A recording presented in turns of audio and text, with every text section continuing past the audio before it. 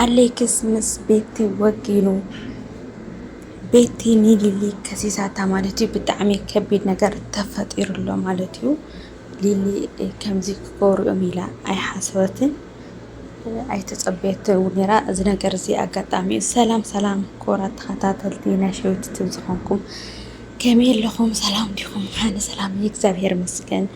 ንስኻትኩም ለ ኣብ ዘለኹምዎ ሰላምኩም ብዝሕ ተርፍ የለለይ እንዳበልኩ ለማዓንቲ ድማ ከምቲ ልሙድ ብሓድሽ ቪድዮ መፅአኩም ኣለኹ ማለት እዩ። ነዛ ቪድዮ ክጅምሩ ከለኹም ላይክ ምግባር ጀምሩ። ሓድሽቲ ዝኾንኩም ድማ ሳብስክራይብ እንዳገበርኩም ቤተሰብ ኩኑ ክብለኩም ይደሊ ማለት እዩ። ቤተሰብ ዝኾንኩም ላይክ ሸር ግበርኹም። ላይክ ሸር ንትገብሩ ብጣዕሚ ዘመስግን ተባራታትዕኒ እግዚአብሔር ኣምላኽ የኽብረለይ ክብል ይደሊ ማለት እዩ። ሕዚ እውን ምብርት ተዓኹም ኣይፈለይኒ ማለት ለማዓንቲ መደብና ብዛዕባ ሊልና ኣሌክስ እዩ ማለት እዩ።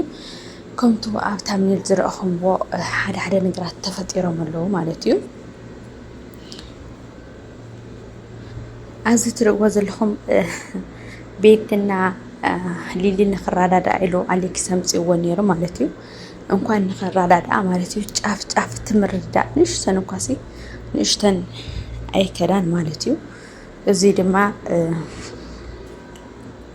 መጀመርያ መብዛሕትኹም ኮመንታት ንሊሊ ትፀርፍዋን ከመይ ክትብሊ ስርዓት ትገብሪ ኢልኩም ብጣዕሚ ብዙሕ ኮመንት ትፀርፍዋ ነይርኩምና ኣግባብ ድዩ ኣይኮነን ንዓልትኩም ይጠፈኩም የይብል። ምክንያቱ ሊሊ ከምኡ ዝበለትሉ ቤትና ኣሌክስ ከመይ ከም ዝገብርዋ ዝነበሩ ርኢኹምኩም ቤተሰብ ማለት እዩ። ብጣዕሚ እዮም ኣንገላቲዖምዋ ብጣዕሚ እዮም ኣዋሪዶምዋ ማለት እዩ። ሰለስተ ኮይኖም ንሓንቲ ንሊሊ ብቻ ማለት እዩ ከመይ ከም ዝገብርዋ ትፈልጡ ኢኹም ማለት እዩ።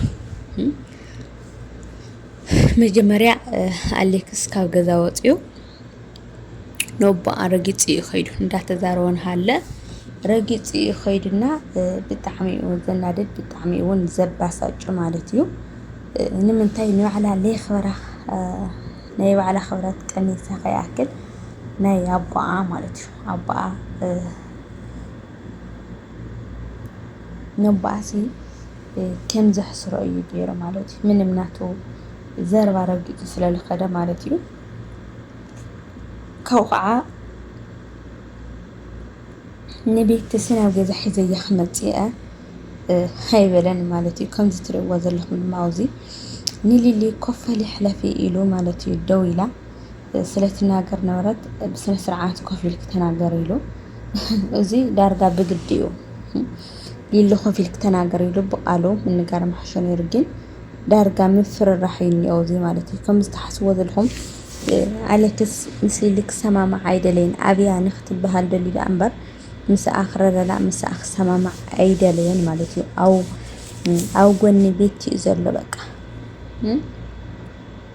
ኣብ ጎኒ ቤት እዩ ዘሎ ቤቲ በቃ ስኺ በቃ ኣነ ዋላ ይፍተካ ከርሕቕ እየ ማለት ሓዳር ክፈርስ ስለ ዘይደሊ ሓዳር ክፈርስ ስለ ዘይደሊ ዳ እምበር ካብ ቤት ካብ ጎና ክርሕቕ ኣይደሊ ሓሲብኩም ወዲኹም ደስተኛ ኮይንስ ኣይኮነ ዝርሕቕ ዘሎ ካብ ቤት ማለት እዩ። ሊሊ ርሓቕ ስለ ዝበለቶ እምበር ደስተኛ ይኮነ እና እዚ ደስተኛ ዘይምዃኑ ድማ ፅባሕ ንኮሲ ተሓዊኡ እውንስ ክረኽባ ይኽእል እዩ ማለት እዩ። ቤተሰብ ተሓዊኡስ ክረኽባ ይኽእል እዩ ማለት እዩ። ሓሲብኩም ወዲኹም ኣብዚ ኣብ ጎኒ ቤት እዩ ዘሎ በቃ ኣብ ጎኒ ቤት እዩ ዘሎ ቤት ከይትኸሪ ቤት ከይትናደድ እምበር ሊሊ ከይትሓርቕ ኣይኮነ በቃ ንኣሲ ከመይ ጌርና ንሕርቓ ከመይ ጌርና ነባሳጭያ ዝብሉ ዘለዉ እዮም ዝመስሉ በተካይድኦም ማለት እዩ። ጭራሽ ቤትሲ ደኒና ይቅርታ ክትብለካ ኣይትኽእልን ከምኡ ኢልዋ ኣብ እግሪ ክሲ ክትድፋእ ኣይትኽእልን ባዕላ እውን እንታይ ከም ዝበለት ሰሚዕኹምኩም ድሕሪ ይቅርታ ዘይትብላ ዳ እሞ እንታይ ክትገብር ዳ መስያ ሊሊ እኮ ካብ መጀመርያ ዝበለት ይቅርታ ተደፊእኩም ይቅርታ ክትብሉን ኣለኩም ተዘይልኩምኒ ምስኻ ሰላም ይገብር እንደላቶ በቃ ከምኡ ኢልክሲ ሰላም ክትፈጥርለክ ኢሉ ከዓ ንቤት ተምፂዋ ኣብ ገዛ ምስ መፀትሲ ንምንታይ ከምኡ ይገብርን ዘብልስ ኣለዋ ተሰማሚዓ ተራዳዲኣ ክትብላ ከም ዘለዋ እንድሕር ሓሲባ መፅያ ዳሕራይ ለቀየር ኣይነበራን ማለት እዩ ወይስ ካብ መጀመሪያው እቲ ፕሮግራም ካሊእ እዩ ነይሩ ከመይ ኢላ ትናገረኒ እንታይ ትምልሰለይ እሞ ኣነ ከዓነይ በበይና ኣሲ ከምዚ ደይበልክንን ኢልናስ ከመይ ጌርና ንሕዘላ ከመይ ጌርና ጥፍኣትስ ንሕዘላ ኢልኩምኩም ኣቂድኩም ኮነ ኢልኩም ኢኹም ዝውዕለት እዚ ትውዕልዎ ዘለኹም ማለት እዩ እዚ ገበን እዚ ትውዕልዎ ዘለኹም ካብ መጀመርያ ኣቂድኩምኩም እዚ ተግባር እዚ ትውዕልዎ ዘለኹም ኣብ ገዛይ ክሪኢ ኣይደልን እንድሕር ተይላሲ 10 ግዜ ናበይ ትመላልስ ኣለኻ ንሊሊ ማለት እዩ ክትሓርቕ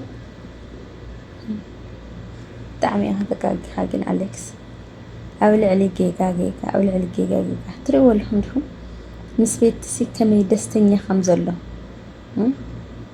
ጭራሽ ድማ ፈኪርላ ይወፂኡ ካብ ልገርመኩም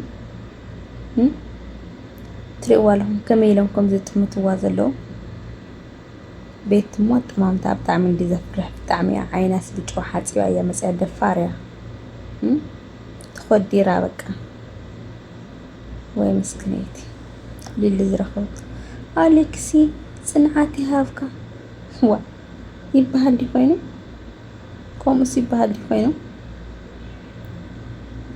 ኣረ ብጣዕሚ ዝገርም ቤተሰብ ፅንዓት ይሃብካ እስካብ ሎሚ እኳ ብሓይሊ መን ፀኒሕስካ ከዝኻ እስኸው ጎኒ ስለዝነበርኩ ድዩ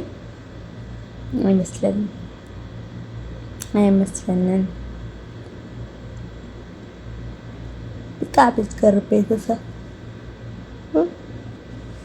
ኣነ ይቅርታ ክብላ ይደልን እየ ኢላ ድማ ቤት ተኸይዳ ርኢኹምዋ ከመይ ይቅርታ ክትብላ ከምዘይትኽእል ንስኺ መን ኮይኒ ኽእኺ ኢላ ገዲፋት ከም ዝኸደት ኣሌክስ እውን በቃ ግዜ ከየጥፋኹ ንቤቲ ይቅርታ ክሓታ ኣለኒ ይቅርታስ ክብላ ኣለኒ ኢሉ እዩ ክስዕባ ወሲኑ ማለት እዩ ሊሊ ሓሲብኩምዎ ዲኹም ንሊሊ ማለት እዩ በዚ ነገራት እዚ በዛ ይቅርታ ይብላይ ዝበለታ ማለት እዩ ስለ ኣብ ገዛ ከመፅየ ስለ ጨቐጭቅ ዘውፃኸኒ ኣማናጭክ ስለ ዘውፃኸኒ ኢላ ቤቲ ንኽትከሳ እያ ተገዲዳን እያ ንሊሊ ማለት እዩ ቤቲ ንሊሊ ብምኽሳሳ ደሞ ኣሌክስ ምንም ኣይመሰሎን ኣብ ጎኒ ቤቲ እዩ ኮይኑ ዘሎ ማለት እዩ እዚ ንሊሊ ብጣዕሚ ዘጨንቕ ነገር እዩ ማለት እዩ ብቤቲ ክትክሰስ ከላ እሞ ሰብኣያ ኣብ ጎኒ ቤቲ ክኾን ከሎ ከመይ የጨንቕ ሓሲብኩምዎ ዲኹም ብጣዕሚ ዘጨንቕን ብጣዕሚ ዘባሳጭን እዩ ንሊሊ እያ ፅንዓት ይሃብኪ ትዕግስቲ ይሃብኪ ክትበሃል ዝግባኣ ነይሩ ግን ተፀራሪኡ ኮይኑ ዘሎ እዚ ነገር ማለት እዩ ንኣሌክስ ኮይኑ ዘሎ ማለት እዩ ግን እዚ ነገር እውን ብሰላም ክትሓልፎ እያ ይብል ኣነ ማለት እዩ